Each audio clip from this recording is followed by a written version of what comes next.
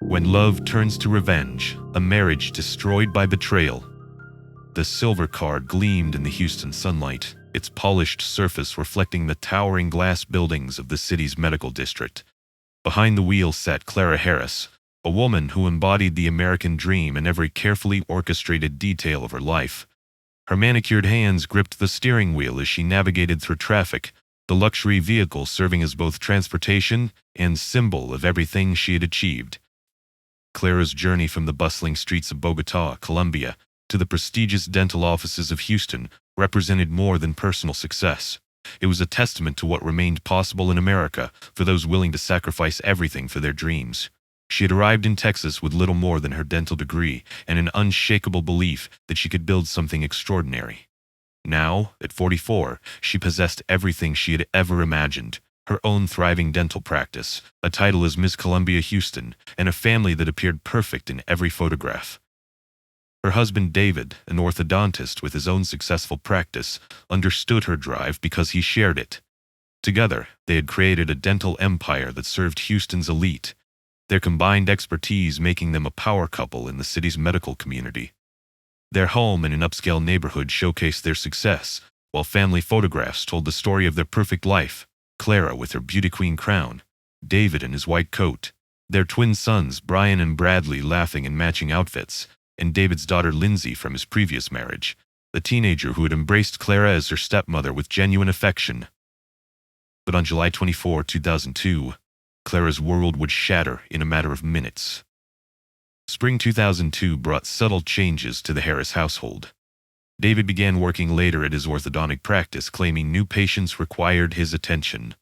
Phone calls interrupted their dinners, conversations that sent David into the hallway with hushed tones. When Clara asked about these calls, David would deflect, mentioning insurance companies or difficult treatment plans. Their love story had begun at Castle Dental Center in 1991, where both had worked as associates. The attraction was immediate and intense. David was charming, ambitious, and shared Clara's vision of building something magnificent together. Their courtship moved with the speed of people who recognized their match instantly. February 14, 1992, Valentine's Day marked their wedding at the Nassau Bay Hilton, a venue that would prove significant in ways they could never have imagined. Their vows spoke of partnership, of building something lasting together, of love that would endure through all challenges. The early years fulfilled every promise. They opened Space Center Orthodontics together, with Clara managing the business side while David focused on treatments. Their patient base grew rapidly as word spread about the husband-wife team who delivered exceptional results. Clara's beauty queen background helped her connect with patients, while David's technical expertise earned respect from colleagues. The changes that began in spring 2002 were subtle at first. David's cell phone rang more frequently, and he always stepped away to answer. He mentioned hiring a new receptionist, someone named Gail who was helping modernize their patient communication systems. Clara noticed David mentioning Gail's ideas frequently, praising her efficiency and dedication with an enthusiasm that made Clara's stomach tighten. David's physical presence at home became more distracted. He would sit at dinner but seem miles away, his mind clearly occupied with matters he chose not to share. The man who had once hung on her every word now seemed to be listening to something else entirely. By July 2002, Clara could no longer ignore what was happening. Her husband was slipping away, and she was about to discover exactly where he was going. July 17, 2002 was the day everything changed. David sat down with Clara in their bedroom and spoke words that would destroy their world. He confessed to an affair with Gail, his receptionist, the same person whose efficiency he had praised so enthusiastically. The relationship had begun with coffee conversations that turned into lunch meetings, professional discussions that became personal confessions. David had described their marriage to Gail as open, a lie that had given him permission to pursue his desires. Clara's first instinct was to fight. She drove immediately to Space Center Orthodontics, where she confronted Gail in front of the entire staff. The scene was explosive. Clara's composure, so carefully maintained in every public appearance, shattered completely. She looked at the woman who had been stealing her husband's affection and fired her with crystal-clear fury.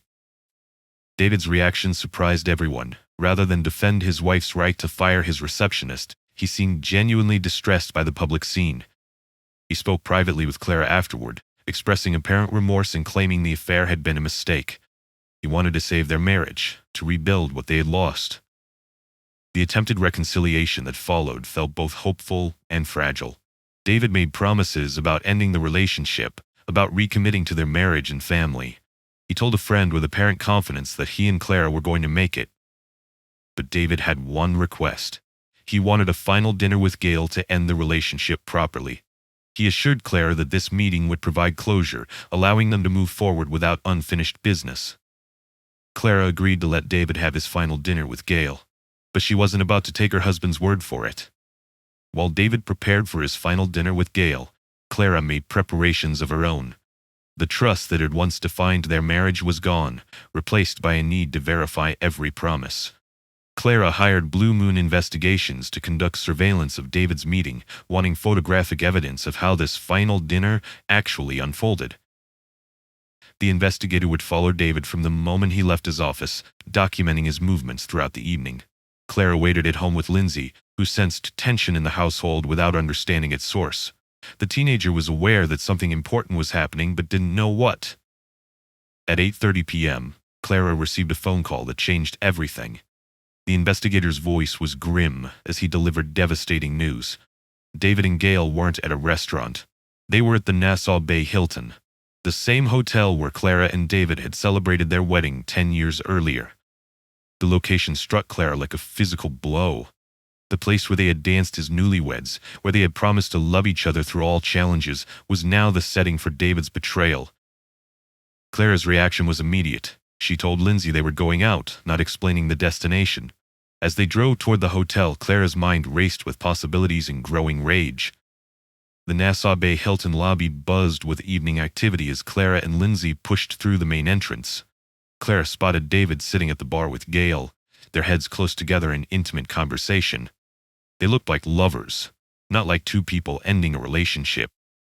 The sight triggered something primal in Clara. Every wall of composure crumbled as she strode toward the couple, her voice cutting through the noise as she called Gail names and declared that David belonged to her. The confrontation exploded with sudden violence. Clara's hand struck Gail's face, and she grabbed for the other woman, tearing her shirt. Hotel staff rushed toward the scene as Clara continued her assault, years of suppressed fury pouring out in physical aggression. Lindsay watched in horror as her stepmother transformed into someone unrecognizable. The teenager's own emotions erupted as she turned on her father, her small fists pounding against his chest, screaming that she hated him. David's response revealed his priorities with devastating clarity. Rather than comfort his daughter or restrain his wife, he moved to protect Gail. He pushed Clara to the floor, his gentle but firm actions making clear that his loyalty now belonged to his mistress. Hotel security separated the combatants, escorting Clara and Lindsay toward the exit, while David helped Gail collect herself. As they were guided outside, Clara caught sight of David escorting Gail toward her white Lincoln Navigator, his arm around her shoulders, his voice soothing her distress. Standing in the parking lot, watching her husband comfort his mistress, Clara felt something inside her snap. She looked at her vehicle and turned to Lindsay with chilling calm, telling her stepdaughter that she planned to hit him. Lindsay would later testify that her stepmother spoke those words with a tone that made her blood freeze. Clara's hands gripped the steering wheel as she started the engine, her movements deliberate and calculated. This was different from the explosive emotion in the lobby. This was focused rage channeled into deadly purpose. David walked with his arm around Gail's shoulders, oblivious to the danger approaching. He was speaking to her in low, comforting tones, his attention completely absorbed by his mistress's distress. The car accelerated across the asphalt with mechanical precision. Clara's foot pressed the accelerator as she aimed at the man who had destroyed her life. The impact came with sickening force. David's body launched 25 feet through the air, his limbs flailing as he tumbled across the parking lot. Lindsay screamed as she watched her father's body fly through the air. She clawed at the car door, trying to escape, but Clara had already shifted into reverse. The engine roared as the vehicle backed up, positioning itself for another assault. The second impact came as David tried to crawl away. Clara struck him again, steel crushing bones with mechanical efficiency. Lindsay punched Clara in the face, screaming for her to stop, but her stepmother's focus remained absolute. The third impact was the most deliberate. Clara positioned her vehicle carefully, ensuring David was directly in her path before accelerating once more. Only then did she shift into park and turn off the engine. Lindsay burst from the passenger seat, her face streaked with tears. She had watched her stepmother murder her father and had been powerless to prevent it. Clara climbed out and approached her husband's broken body, kneeling beside him with tender words of apology and love, her voice almost loving as she cradled his head. The transformation was complete and terrifying. The woman who had just committed brutal murder now became a grieving widow. Emergency responders arrived within minutes, but David Harris was beyond help. He was pronounced dead at 9:48 p.m. Clara was arrested immediately, offering no resistance, seeming almost relieved that the terrible evening was finally over. The investigation revealed the premeditated nature of Clara's actions through Blue Moon Investigations' video evidence. The private investigator had captured the entire sequence, from the hotel confrontation to the final impact. Clara's trial began in January 2003, drawing national attention as the story of the beauty queen dentist who killed her cheating husband captivated the country. The prosecution painted her as a cold-blooded killer who had used her car as a weapon of revenge. The defense argued that she had acted in the heat of passion, driven temporarily insane by her husband's betrayal. Lindsay took the witness stand to testify against her stepmother, her young voice trembling as she described watching Clara murder her father. The teenager's testimony was devastating. She had loved Clara as a mother and had been forced to witness an act of violence that would haunt her forever. The most damaging evidence came from Clara's own words. A witness testified that just 1 week before the murder, Clara had made a chilling statement about how she could kill him and get away with it after everything he had done to her. The comment revealed that Clara had been contemplating violence long before the final confrontation. On February 14, 2003, Valentine's Day and the anniversary of Clara and David's wedding, the jury returned their verdict. They found Clara Harris guilty of murder but added a crucial finding: she'd acted under sudden passion, a determination that would significantly impact her sentencing. Clara Harris was sentenced to 20 years in prison. The state correctional facility became Clara's home for the next 15 years. She adapted with the same determination she had once applied to building her dental practice, working in the prison's medical unit and using her expertise to help fellow inmates with their oral health needs. The twins, Brian and Bradley, grew up visiting their mother behind bars. Every month, they made the journey to Gainesville, maintaining the family bond that prison walls couldn't break. Clara's love for her sons remained fierce and unwavering. She had destroyed their father, but she refused to abandon them. Clara's first parole hearing in 2013 was denied, the parole board determining that she had not served sufficient time.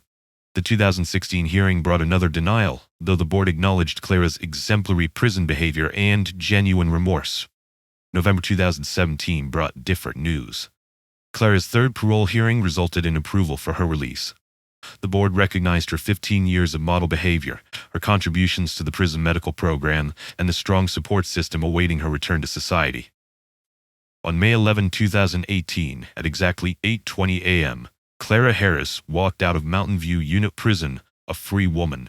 She had served 15 years for taking her husband's life, a sentence that had cost her the opportunity to raise her sons, but had given her time to confront the person she had become. The conditions of Clara's parole were strict, but manageable. She was prohibited from contacting Gail Bridges or any member of David's family, required to perform community service and attend counseling sessions. Most importantly, she was forbidden from practicing dentistry, the profession that had once defined her identity. Clara's first statement as a free woman was characteristically measured. She expressed her desire to be judged by what really happened, rather than by speculation or sensationalized media coverage. She acknowledged the pain her actions had caused, particularly to David's family and to Lindsay, who had lost her father and stepmother in a single night of violence. The woman who emerged from prison was different from the one who had entered 15 years earlier. The beauty queen glamour was gone, replaced by the quiet dignity of someone who had confronted her worst impulses and found a way to live with the consequences. Clara Harris had learned that the American dream could become the American nightmare in a matter of minutes, and that love, betrayal, and violence could destroy everything, leaving survivors to spend decades picking up the pieces. Her vehicle had been sold long ago, its symbolism too painful for anyone to bear. But Clara Harris had found something more valuable. She had found her way back to her sons, and they had found their way back to her. That concludes today's case. If you're drawn to the darkness like a moth to flame, Like and subscribe for more chilling cases that will consume your thoughts right here at Grim Lane Files.